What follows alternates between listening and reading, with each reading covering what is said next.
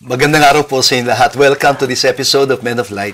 Ito po ang ating episode para sa third Sunday of Lent. Ang ating gospel reading is from John chapter 2, verses 13 to 25. Ito po yung gospel narrative tungkol sa tinatawag nating cleansing of the temple. And it's very strange kasi doon sa Synoptic Gospels, Matthew, Mark, and Luke, ang cleansing of the temple nasa may dulo before the Passion, Death, and Resurrection. Pero kay John, doon pa lang sa bungad mismo, sa chapter 2, nandun na ang kwento ng cleansing of the temple. And ang tututukan po natin, yung remark ni Jesus. Kasi ang sabi ni Jesus, destroy this temple, and in 3 days, I will raise it up. Nagtataka nga ako kung bakit yung translator, hindi niya sinabing, in 3 days, I will rebuild it. And, well, obvious ba kung bakit ang ginamit niyang term ay I will raise it up rather than rebuild it? Well, because sinabi rin kasi ng gospel writer, he was talking about the temple of his body. He was not really talking about the building itself being destroyed because actually, totoo namang mangyayari, no? Na many years later, the temple would be destroyed by the Romans. And they would consider that as a prediction of the destruction of the temple. But the gospel writer is saying he was talking about the temple of his body, meaning his humanity. And that humanity, he shares with us. Remember, nung nagkatawang tao, ang anak ng Diyos, ang pagkatao at pagka-Diyos naging iisang persona. Taglay ni Jesus sa kanyang persona ang ating pagkatao na binababa natin dahil sa pagkakasala. And that was what he observed in the temple. Kasi naging corrupt ang temple. Ginamit nila ang templo sa pangangalakal. Ginawang palengke ang templo o ang bahay ng Diyos. So, sabi niya, you are destroying this temple. You are putting it down. And what he's referring to is not just the building, but our humanity. Parang sinasabi niyang, huwag niyo namang ibaba ang inyong pagkatao. Marangal kayo. Mataas ang inyong pagkatao. Kaya, nung sabihin niya na, sa loob ng 3 araw, ibabangon kong muli. The resurrection of Jesus is a kind of a raising up, a lifting up of our destroyed humanity. Parang yung pagkatao natin na binababa natin sa pagkakasala ay iaangat muli ng Panginoon sa kanyang muling pagkabuhay. Kaya yun po, ang ginawa ko, inorganize ko itong particular episode na ito into 3 parts. Unang bahagi ay yung question, paano natin binababa ang ating pagkatao? And ang inspiration natin na pagkukuhanan ay yung ating first reading tungkol sa 10 utos ng Diyos na tinatawag kong 10 kasunduan. No po? Because the foundation ng kautusan ay kasunduan. Yung negative formulation po noon, parang ano ba yung ginagawa natin na maaring magpababa sa dangal ng ating pagkatao? At sa second part naman, ano ang maaari nating gawin na mag-aangat sa ating dangal ng ating pagkatao? And there we will focus on the positive formulation of the 10 commandments. No po? Na sinamarize ni Jesus into 2. Love God above all and love your neighbor as yourself. Sa third part naman po, magkakaroon tayo ng munting Bible study. At doon sa Bible study portion, we are going to talk about the narrative of the cleansing of the temple in the Gospel of John. Pwede rin nating tingnan yung pagkakaiba niya doon sa other Gospels. Pero i-compare natin po ito o i-refer back natin siya sa Old Testament. Dahil yung temple cleansing already happened in the book of the prophet Jeremiah. Kapag sinabing temple cleansing, ang unang papasok sa isip ng sino mang dalubhasa sa banal na kasulatan ay si Prophet Jeremiah because he did more or less the same thing. He criticized the corruption of the temple institution. And ang basis niya for criticizing the corruption of the temple institution ay yung 10 Commandments. ang ating pong researcher, si Brother Joel, ang ginawa niya, pinasok din niya yung comparison between the two versions of the Ten Commandments. Maganda pong actually, na-discuss na namin ito before, pero it's always good to refresh it in our memory. Na meron pong dalawang version ng Ten Commandments. Yung Exodus version at yung Deuteronomy version. Sa Exodus, nasa chapter 20. Sa Deuteronomy, nasa chapter 5. And I can discuss a little bit, ano ba yung pagkakaiba ng presentation ng Ten Commandments doon sa dalawang aklat sa Old Testament. There you are. Yun po ang magiging outline ng ating kwentuhan dito sa Men of Light para sa episode na ito ng Third Sunday of Lent. So, stay with us. Pakinggan po muna natin ang ating gospel reading to be proclaimed to us by Judge Jovay Rosario Mercado from John chapter 2, verses 13 to 25.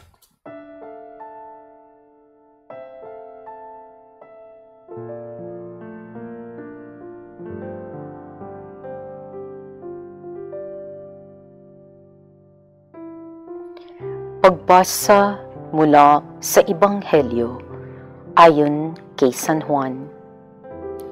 Malapit na ang Paskwa ng mga Hudyo, kaya't pumunta si Jesus sa Jerusalem. Nakita niya sa templo ang mga nagbibili ng mga baka, mga tupa at mga kalapati, at mga namamalit ng salapi. Gumawa siya ng isang panghagupit na lubid at ipinagtabuyang palabas ang mga mangangalakal, pati mga baka at tupa. Isinabog niya ang salapi ng mga namamalit at pinagtataob ang kanilang mga hapag. Sinabi niya sa mga nagbibili ng kalapati, "Alisin ninyo rito ang mga iyan. Huwag ninyong gawing palengke ang bahay ng aking ama." Naaalala ng kaniyang mga alagad na sinasabi sa kasulatan, "Ang aking malasakit sa iyong bahay ay parang apoy na nag-aalab sa puso ko." Dahil dito'y tinanong siya ng mga Hudyo, "Anong tanda ang maibibigay mo upang patunayang may karapatan kang gawin ito?" Tumugon si Jesus, "Gibain ninyo ang templong ito at muli kong itatayo sa loob ng 3 araw." Sinabi ng mga Hudyo, 46 na taon na ginawa ang templong ito at itatayo mo sa loob lamang ng 3 araw? Ngunit ang templong tinutukoy ni Jesus ay ang kaniyang katawan. Kaya't nang siya'y muling mabuhay, naalaala ng kaniyang mga alagad ang sinabi niyang ito, at naniwala sila sa kasulatan at sa mga sinabi ni Jesus. Ang mabuting balita ng Panginoon.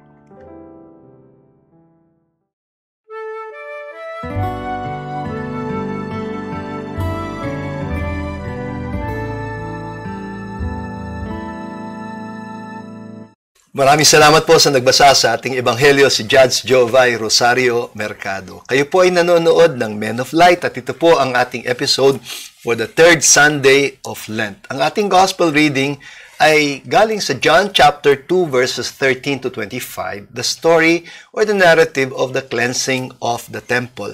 At ang pamagat ng episode na ito ay I will raise it up. Ito po si Bishop Ambo David mula sa Diocese of Caloocan. Kamusta po kayo lahat? Ito po si Brother Joey Angeles from Angeles City. Glad for you to join us. Father Edwin Bilay po mula sa Diocese ng Cabanatuan. Kumusta po kayo? Thank you.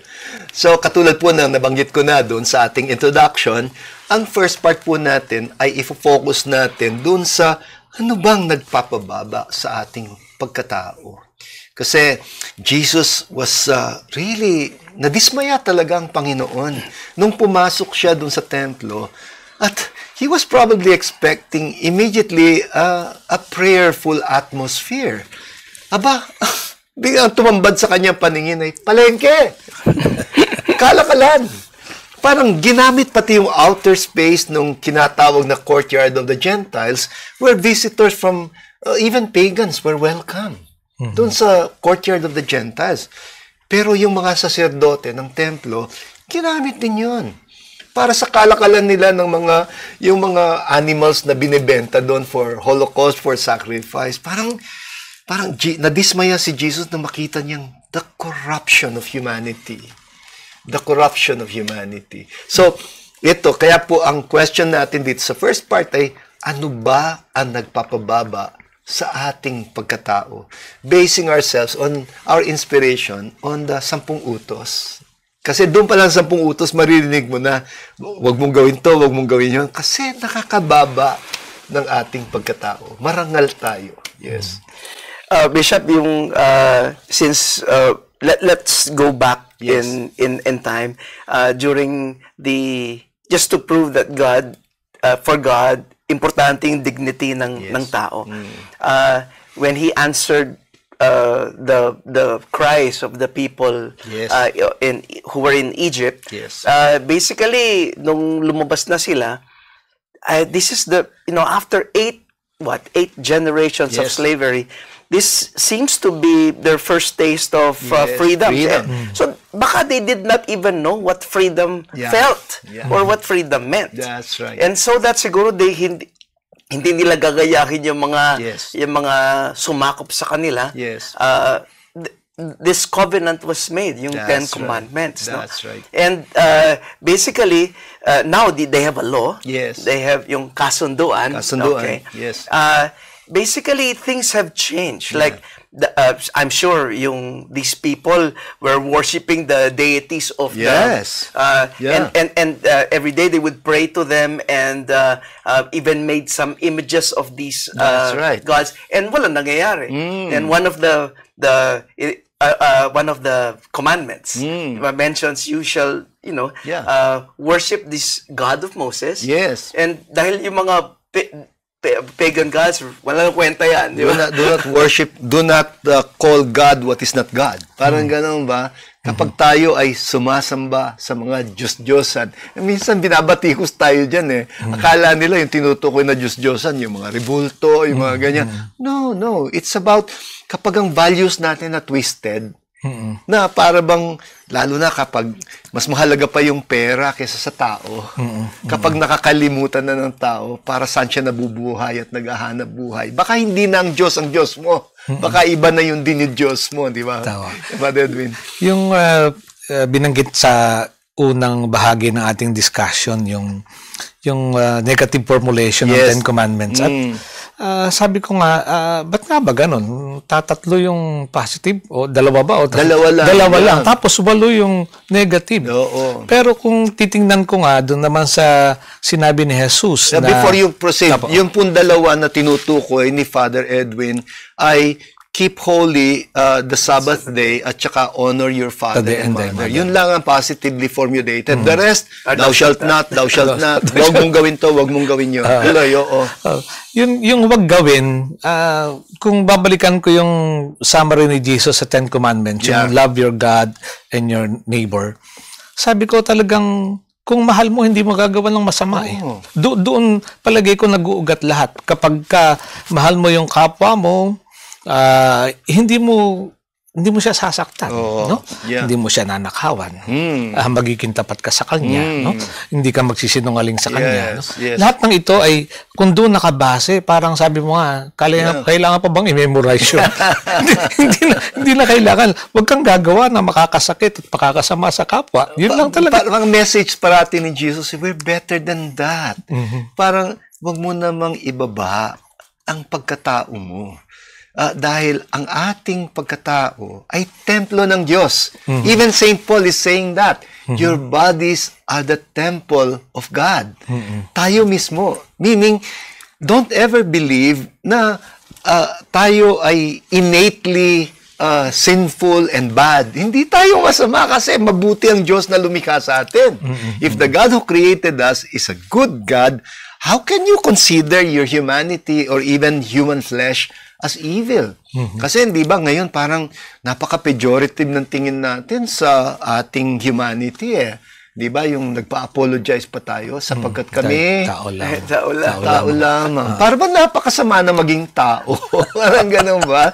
Parang ang template natin ng pagkatao ay yung the fallen Adam and Eve. Ganon. Ang tao bilang likas na makasalanan. No. Meron nga ako nabasang isang libro Matthew Fox, ang pamagat The Original Blessing. Very insightful. Kasi, ang alam nating original sin, di ba? Original sin. Tapos ang sabi niya, wait a minute, you're forgetting that in the Bible, mas original ang blessing kesa sin. Sin is a latecomer in the Garden of Eden. Yes. Before sin, there was blessing. At yun ang ating nature. We were blessed. We're blessed. We often forget that. Kaya, wag tayong gagawa ng mga bagay na magpapababa sa ating pagkatao. And that's what the Ten Commandments really basically are about. Thou shalt not, thou shalt not, thou shalt not. Ganon, no? Thou shalt not steal. Thou shalt not commit adultery. Thou shalt not kill. Yung ganon ba? Bakit ka papatay yung kapwa-tao mo? Larawan ng Diyos yan. Parang pag pinaslang mo ang kapwa-tao mo, ang sinasaktan mo ang Diyos. Ang ganon, no? And you're not supposed to do that. So, ito yung ating first part, no? Yung nagpapababa. Kanina nabanggit ko yung, kailan ba sinasabi sa atin, wag mo namang ibaba ang pagkatao mo. Anong context pag sinabi sa iyo yun, Father Edwin? Pagka sinabing ibaba yung pagkatao para sa akin, yung bang parang hindi makatao. Yung hindi makatao. Alam ba, pagtrato mo sa mga mahirap, sa mga dukha. Yes. O kaya parang alipin yung tingin mo sa kanila na sabi mo nga wala nang oras ng pahinga. No? Actually, Father Edwin, yung third commandment, keep holy the Sabbath day, ang literal translation niyan is consecrate your day of rest. Kasi the day of rest is an invention of the Jewish faith. Na in the ancient world, walang day of rest. They cannot rest. They cannot rest. Kasi parang ang reasoning nila, kung slave ka, bakit ka magpapahinga? Wala kang karapatan. And if you try to rest, they will flog you. They'll flog you. Yeah. Pero it is the Jewish faith which will now make a commandment out of rest. And says, lahat tayo may karapatang magpahinga. Hindi lang yung mga malalaya, pati yung mga alipin. Pati mga hayop. Even animals have a right to rest. Parang ganun ba? And you are not, you're not being dignified kapag hindi ka marunong magpahinga at magbigay ng pahinga sa iyong kapwa. Maganda sa Tagalog yun, niyuyura ka ng dangal. Niyuyura ka ng dangal. Tama. Naku, time na pala. Babalik pa po ang Men of Light at sa ating pagbabalik ay ang question naman natin for our reflection is ano ang nagpapataas? Kasi sabi ni Jesus, destroy this temple and in 3 days I will raise it up. So parang the resurrection of Jesus is already foretelling the raising of human dignity. I will raise it up. So titignan po natin ano ang nagpapaangat. Paano inaangat ng Panginoon ang ating pagkatao? Stay with us.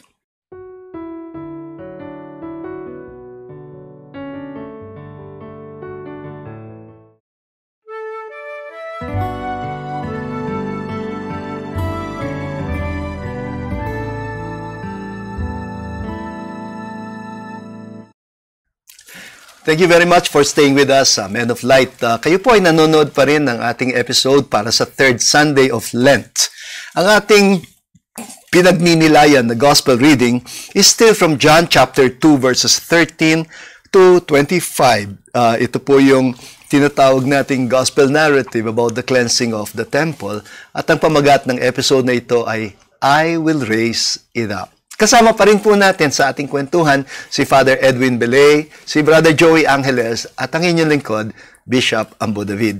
Kanina po sa first part ay pinag-usapan natin in answer to the question, ano bang nagpapababa sa ating pagkatao? How do we destroy our humanity, which is a temple of God? Well, sinagot po natin yon doon on the basis of the 10 Commandments. Sa ikalawang bahagi, babalik ta rin po natin ang question. Kung alam natin kung ano ang nagpapababa sa ating pagkatao, na mataas ang dangal dapat, ano naman ang mag-aangat? Paano iniangat ni Kristo sa pamamagitan ng kanyang muling pagkabuhay ang ating pagkatao? So, yun po ang ating pag-uusapan ngayon dito sa second part, ang nagpapataas sa dangal ng ating pagkatao. And by the way, nabanggit ko kanina na dati-rati kaya tayo napaka-apologetic about our humanity is because it is always equated with Adam and Eve. Di ba? At pag sinabing fall, ibig sabihin, sinful, Adam and Eve. Para bang kailangan tayo mag-apologize sapagkat kami mga tao lamang na parang napakasama maging tao. Hindi masama maging tao. Tayo'y likas na mabuti. And this is the message of Jesus, because now our template for humanity will no longer be the fallen humanity of Adam and Eve, but the resurrected humanity in Jesus Christ, which we share in. So ito ang ating tutok sa second part. Yes, Brother Joy. Bishop, can I go back to the 10 Commandments? Oh, go ahead, please. It remains relevant for us today because the 10 Commandments teaches us how to live in a relationship with God, yes, with others, with even things. Yes. Diba? And kumbaga, it talks about relationships. Yes. If we live in a healthy relationship with one another, including God, yes, then we are basically happy. Yes. We are basically whole. Yes. Yun yung binanggit kanina ni Father Edwin, no? Parang kailangan pa bang i-memorize yan? Parang it was Jesus who stated the 10 Commandments more positively. Kasi ang alam natin 10 Commandments, thou shalt not, yung ganyan, no? Pero siya, you don't need even the 10. Ginawa na lang niyang 2. You shall love God with all your heart, with all your soul, with all your strength. And you shall love your neighbor as yourself. So kung pag-ibig ang batayan ng pakikitungo mo sa iyong kapwa, hindi ka mananakit. Hindi ka magsisinungaling. Hindi ka manggugulang ng kapwa-tao. Hindi ka makikiapid. Hindi ka papatay. Hindi ba? Parang gano'n. You are now living the high dignity of that humanity we share in Jesus Christ. Bishop, can you, for the sake of our audience, how Jesus divided the 10 Commandments into 2? Yeah, okay. Alam niyo po, actually, the 10 Commandments, ang grouping niya 2. The first 3 are all about our human relationship with God. I'm the Lord your God, you shall have no strange gods before me. Number 1. You shall not take the name of the Lord your God in vain. Number 2, still about God. Keep holy the Lord's day. Number 3. So, all that first 3, tao at Diyos. Pagdating mo sa number 4, it's already tao sa kapwa-tao. Honor your father and mother. Honor your parents. Thou shalt not kill. Thou shalt not commit adultery. Thou shalt not steal. Thou shalt not bear false witness against thy neighbor. Thou shalt not covet your neighbor's wife. Thou shalt not covet your neighbor's goods. So, it's all about, first, relationship with God, and secondly, relationship with fellow human beings. And, nung i-restate ni Jesus, simple lang. Love God above all. The 2 loves, and love your neighbor as yourself. Sabi nga ni Father Edwin, kailangan pa bang i-memorize? Simplified. Sa akin, Bishop, gusto kong bigyang diin yung sa honor thy father and thy mother, yes, dito sa positive formulation. Kasi dun sa salin natin sa Tagalog, yung igalang ang ama at ina, parang matabang na salin. No. Yeah. Kasi parang opo, okay na yun, magalang ka. Pero itong honor kasi parang ibig sabihin na magpanika ng karangalan Oh, sa magulang mo. No? Yes. Kaya naalala ko yung libro ng mga David. Ganun ba? Kasi yung parang yung binibigyan ng pansin doon kung paano nagsikap. Yeah. Yung mga miyembro ng angka na ito na ika nga itaas yung antas, no? Yes. ng pagkatao at ng kanilang profesyon, ano? Yes. At sa palagay ko yun ang dapat maging ating tribute sa mga magulang natin, Yes. di ba? Magpanik tayo ng karangalan kasi tatanungin ka kaninong anak ka, di ba? Yes, Lagi naman kaninong anak ka. At yun ay para sa parents talaga. Yes. No? Yung Di ba, honor na yun. That reminds me, di ba parang merong isang singing group, that call themselves Make Your Mama Proud? Opo. Make your mama proud. MYMT, parang MYMT, gano'n, no? opo. Make Your Mama Proud. Parang make your parents proud. Parang don't do anything that will destroy the memory of your parents. Parang gano'n ba? And I remember, meron ding kanta si Corita nun, yung Habilin, na I usually quote that. Sabi niya, bukas, mamanahin mo, buti namit sama. Bukas, malalaman mo, ikaw nga ang pag-asa. Kung saan kami nadapa, doon bumangon ka. At kung ano ang aming tama, bukas, patibayin pa. Parang sinasabi ng parents, bilin sa iyo, you can do better. Yes. Yeah, parang improve the generations. Through the generations, you can, you make us proud by trying to do better than the rest of us. Kasi yun nga, yung honor bishop, hindi talaga nakikita yun eh. At kung minsan nalulungkot ako, halimbawa, lagi nating nadidinig sa TV, your honor, your honor. Yun. Sabi nga ng isang pares, mukhang your horror dapat yun. your honor, baka wala naman. Naalala ko lang, bishop. Totoo. So, ito, si Jesus becomes our new template. Gusto ko yung word na template, di ba? Di ba, through digital technology, nagkaroon tayo ng concept of a template. The template idea is parang exemplar, model, yung tipong pattern, gagayahin, parang ganon. Parang, doon sa first part, kung ang ating template ng humanity is sinful humanity, yung pagkatao na kinahihiya natin, yung pagkatao na iniuugnay natin sa weak and sinful, parang ganon. Now with Jesus Christ, may bago tayong template. Because He is the Son of God who became human like us in all things except sin. At yung ibinabaman natin na ating pagkatao, iniangat naman niya sa kanyang muling pagkabuhay. This is the beauty of the Lenten season. Kaya Lent is really very hopeful.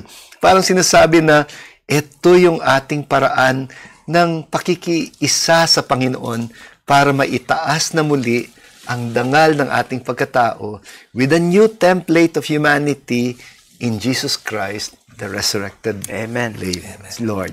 Okay, babalik pa po ang Men of Light. Please, continue to stay with us dahil po magkakaroon tayo ng munting Bible study portion at dito'y pag-uusapan natin itong the cleansing of the temple narrative and ang relationship nito sa Ten Commandments. Please, stay with us.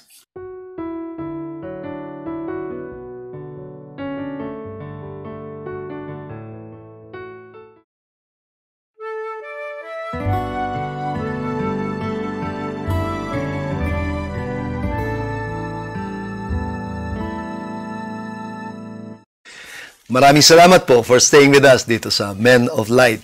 Kayo po'y nanonood pa rin ng ating episode for the third Sunday of Lent at ang ating gospel reading is John 2 verses 13 to 25. Kasama pa rin po natin sa ating discussion si Brother Joey Angeles, Father Edwin Belay at ang inyong lingkod, Bishop Ambo David. Tapos na po tayo dun sa unang dalawang bahagi and we talked about, in answer to the question, ano nagpapababa at ano nagpapataas sa dangal ng ating pagkatao. Now we're going into the Bible study portion. At maraming salamat, Brother Joel. Usually po, ang assignment ni Brother Joel ay gumawa ng research, about particular biblical topics para po dito sa ating Bible study portion. So, ang ating Bible study portion is precisely about the cleansing of the temple in the Gospel of John in comparison to the other stories ng cleansing of the temple and in comparison to the Old Testament also, especially the book of the prophet Jeremiah. Would you like to ask anything related? Okay. Yung Bishop, ang unang napansin ko, kasi doon sa tatlo, kay Mark, Luke, at saka kay Matthew, sa huli, yung cleansing of the temple. Pero kay John, chapter 2 pa lang, Yes. binuksan niya yung kanyang ebanghelyo sa cleansing of the temple. Yes. This was my same question. Oo. Alam niyo po, actually, ngayon lang medyo siniseryoso ito ng mga Bible scholars. Because dati-rate, mababa ang tingin ng mga ibang Bible scholars tungkol dun sa historicity, yung historical basis ng mga kwento ng Gospel of John, because he is known to be the last gospel to be written, because nasa na siya, end of the century na, whereas St. Mark around 65, St. Matthew and Luke around 75 to 85, si St. John nasa mga 90 to 110 na siya. So parang sinasabi lang, no, hindi siguro ito historically reliable. But now more and more tinitake nila seriously itong fourth gospel and are discovering na maraming input itong si John na hindi alam nung three gospels, Matthew, Mark, and Luke. And it looks like, ang sinasuggest sa atin ni John, itong cleansing of the temple actually already happened at the beginning of the public ministry. Na siyang naging dahilan kung bakit markado na siya. And all throughout those years, na medyo binabalaan na siya ng mga chief priests, scribes and Pharisees, no? Especially the chief priests. Yung chief priests kasi, ito yung mga Saduceo, the Sadducees. Isang partido yan. And they were in control of the temple institution. Yung temple institution, kinriticize ni Jesus as corrupt kaya markado na siya. At itong ginawa niya in the temple is a statement. It's a statement.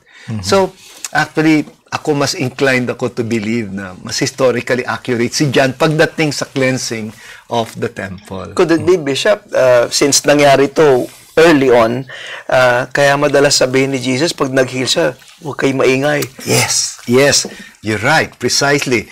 Kasi nga, binabantayan na siya. And that makes sense. When he made that statement, yung statement niya na yun, actually, is a prophetic statement.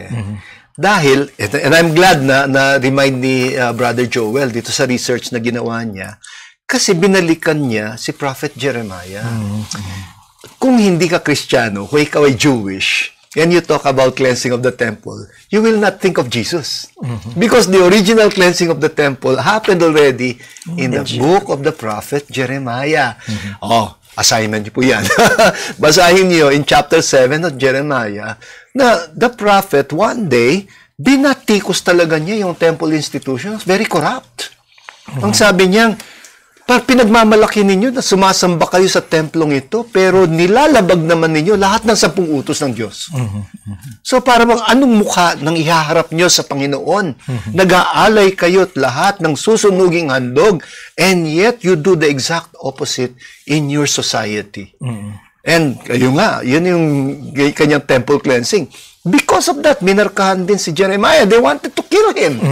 So, itong inuulit ni Jesus yung statement ni Jeremiah. And when he repeats the statement of Jeremiah, ang bilis makuha yung point ng temple institution ng mga Sadducees. Ay naku, sabi na parang bumalik na naman itong mga pasaway na propeta na to. Ganon. Kaya sa labi na Jesus na ito, yung parang naalala ko na very corollary to this, yung sinabi niya na kung ikaw ay maghahandog sa templo, at ikaw ay naalala mo na meron kang hindi kasundo, iwan mo. Iwan mo yung kundi walang saysay. Oo, iwan mo yung handog. Makipagkasundo ka muna. Yes. Pagkakasundo mo na, sige, balikan mo yung alay mo. Yes. Kasi kung hindi, walang saysay yung pag-aalay mo. Parang, yun yung sinasabi na yung worship can be meaningless. Kung minsan sumasamba tayo, nang hindi natin nalalaman na hindi pagsamba ang ginagawa natin, kundi paglapastangan sa Diyos.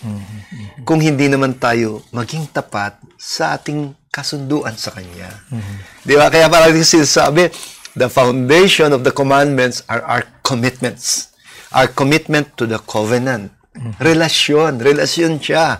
Our faith is not a set of rules and regulations. Hindi lang yun pagsunod sa batas. Our faith is a relationship with God. And relationship is founded on love. Di ba? Parang ito yung binabalik-balikan. Kaya nga, yung point dito, sa research na ginawa ni Brother Joel, binalikan din niya yung Ten Commandments. Di ba? And nung professor pa ako ng Bible sa seminaryo at sa Loyola School of Theology, one of my favorite questions is, how many are the Ten Commandments? Natatawa sila. Obvious ba? Parang ganun. Para mong tinanong, anong araw ang Good Friday? But you know, I usually, after making them laugh, I tell them, this is a serious question. Because the answer to the question, how many are the Ten Commandments, you say they are 10, of course, because you're reading Deuteronomy chapter 5. Yes. But there is another version of the Ten Commandments in Exodus chapter 20. Na kapag binilang mo, they're not 10 but Just 9. Oo, kasi dun sa Exodus 20, ang babae ay hindi pa siya itinuturing as a human being with the same dignity as men.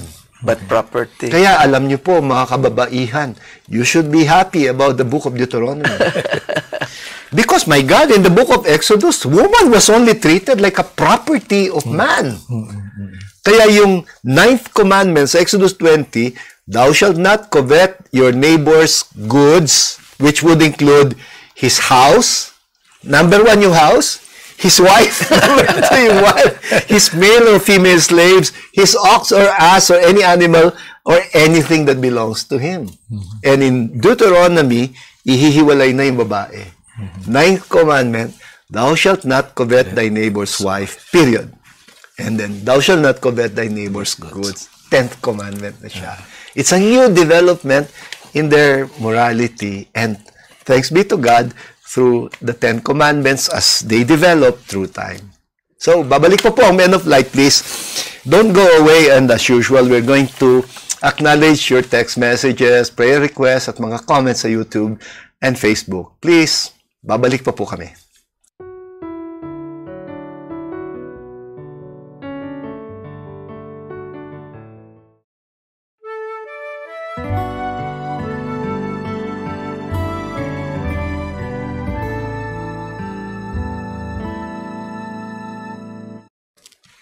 Nasa huling yugto na po tayo ng ating kwentuhan dito sa Men of Light. And as usual, we'd like to acknowledge your text messages, prayer requests, at mga comments sa YouTube and Facebook. And as usual, we're going to end with a summary and an assignment, and later a prayer to be led by Father Edwin Belay. Pero ngayon, pakinggan po muna natin ang ilan sa mga comments at sa YouTube, Facebook. Yes. Thank you, Bishop. Thanks to all your Facebook messages, many of whom are our Suki here at Men of Light, no? And for the wonderful exchanges that you're having with even our resident daylight writers. Thank you to Connie Flores, Dora Lopez, our very own Therese Zapanta Versosa, Mers Roman, Elizabeth Kuraming, John Paul Salud Lugtu, Maria Lydia Gomez, Marita Panganiban Guevara, Lermy Floreza Lumayag. And as usual, thank you for the wonderful gospel summaries done by George Magtibay and Edgar Yap. I'll read to you 2 comments, one from Facebook, from Elizabeth Kuraming. God's generosity is beyond measure. We are called to be stewards of God's many blessings, for He is the source of all that we have. Thanks to that inspiring reflection. God bless. And one from YouTube, from Rosalina Mariano. Thank you po. Nakokompleto ko na ang pakikinig, kasi pag Sunday ng umaga sa Veritas, gumagayak kami papuntang simbahan dito sa parokya ng mga banal na anghel at 6 a.m. Maraming salamat po, Men of Light.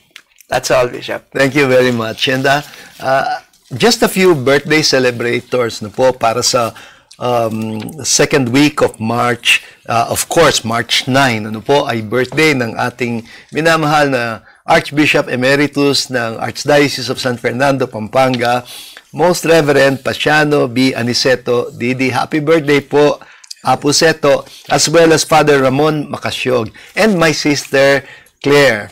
Si Claire po ay ka-birthday din ni Apo Seto, March 9, my sister. And other birthday celebrators for March 6, si Mark Gerald Paras, volunteer natin sa Men of Light, at si Dennis Pangan, brother of Christian Paul Pangan. And, well, kahit late na po, March 2, we also would like to greet Elenita, ka-birthday ko po, March 2, Elenita Pangan, 75th birthday po. Mother po siya ni Christian Paul Pangan. So, yun po. And now, I'm going to end with, before our final prayer, with a summary and an assignment. Ang summary po natin, we answered 2 questions. Ano po? Ang una, ano ba ang nagpapababa sa ating pagkatao? What destroys the temple and the temple of our humanity? No? And what restores it? At nakita natin dun sa nagpapababa sa ating pagkatao, may kinalaman sa pagkakasala. That fallen humanity, and in-apply natin dun, especially dun sa mga negative formulation of the 10 Commandments. But we ended up with hope because ano naman ang nagpapataas? What raises our humanity in Jesus Christ? And there, ang basic summary natin is the summary of the 10 Commandments. Love God above all and love our neighbor as ourselves. Because our faith is not a set of rules and regulations. Our faith is a relationship founded on a covenant with God who has loved us unconditionally, thanks be to God, through Jesus Christ our Lord. So, for our assignment. Ang assignment po na recommendation ko ngayon ay i-review po natin ang 10 Commandments. Ano po? And maybe during this season of Lent, magandang itanong sa sarili, alin sa 10 Commandments ang pinakamalaking challenge para sa inyo? What do we want to work out on, during this Lenten season, especially among the Commandments, the 10 Commandments. Kasi nung kabataan kami, pag nagko-confess kami, bless me, Father, for I have sinned against this or that commandment. So, alin dun sa 10 Commandments ang pinaka-challenging and that you might want to work out a little bit more about. So, yun po ang assignment. And now, before the end, I'd like to acknowledge also some our food sponsors for this particular episode. Ang food sponsor po natin ay sina Joy Espino and Tita Mars Bangsil. At ang ating flower sponsor, beautiful flowers at the dominant color of purple, ay, of course, as usual, ang better half ni Brother Joey Angeles, si Nina Angeles. So, ngayon po, ay magtatapos tayo sa isang panalangin na pamumunuan ni Father Edwin Balay, gayon din ang final blessing. Muli po, inaanyahan ko kayo na ilagay natin ang ating mga sarili sa piling ng Diyos.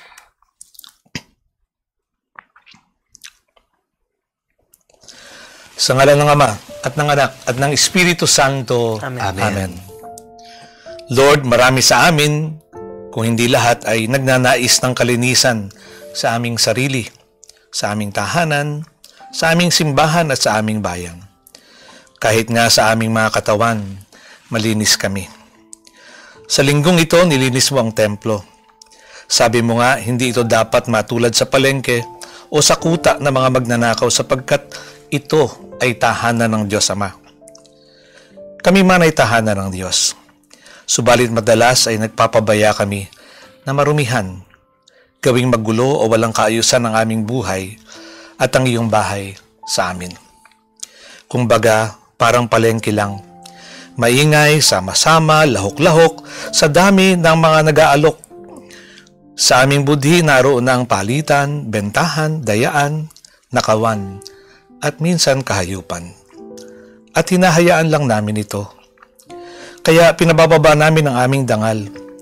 Natatabunan ang mataas na antas ng aming pagkatao na sinagip mo na at pinagkamatayan mo.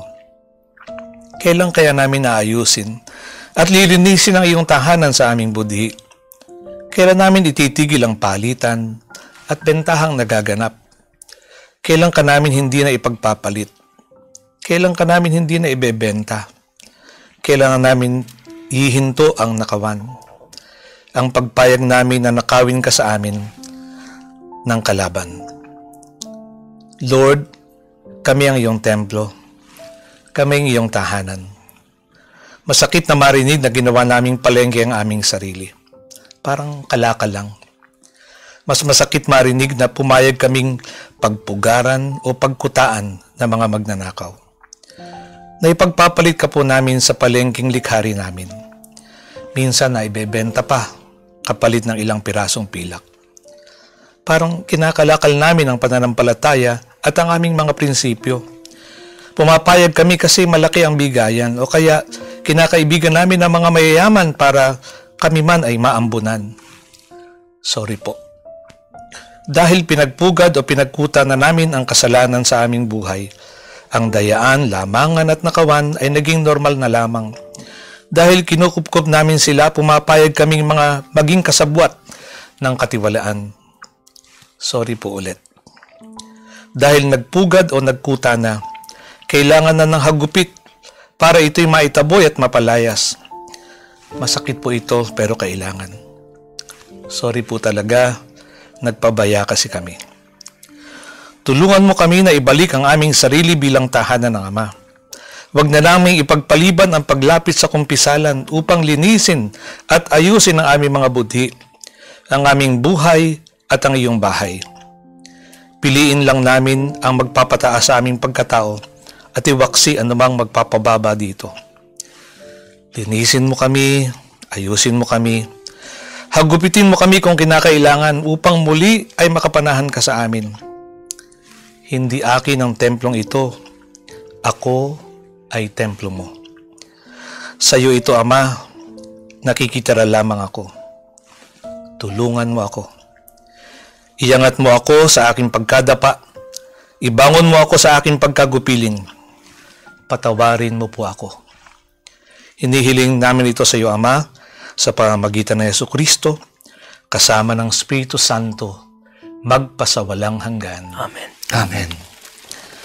At sumainyo ang Panginoon. At sumainyo rin. At pagpalain kayo ng makapangyarihang Diyos, Ama, Anak, at Espiritu Santo. Amen. Amen. Maraming salamat for that beautiful prayer, Father Edwin. Gusto ko yung transition mula dun sa ang templo bilang bahay ng Diyos, ang templo bilang ang katawan natin, ang ating pagkatao. And and I think parang yun na naging focus nitong ating reflection. At maraming salamat, Brother Joey. We really were able to sustain this discussion thanks to the guidance of the Holy Spirit. Parang naging the whole episode ay naging parang Bible study. So dito po nagtatapos itong episode na ito ng Men of Light. Maraming salamat sa lahat po ng ating mga Men of Light volunteers, ang ating director, Father John, at lahat ng mga kasamahan na volunteers dito sa Men of Light. Ito po si Bishop Ambo David ng Diocese of Caloocan. Nagpapasalamat sa inyo hanggang sa muli. At ito po si Brother Joey Angeles, Shine the Light of Jesus. Father Edwin Belay po mula sa Diocese ng Cabanatuan. Simba po tayo.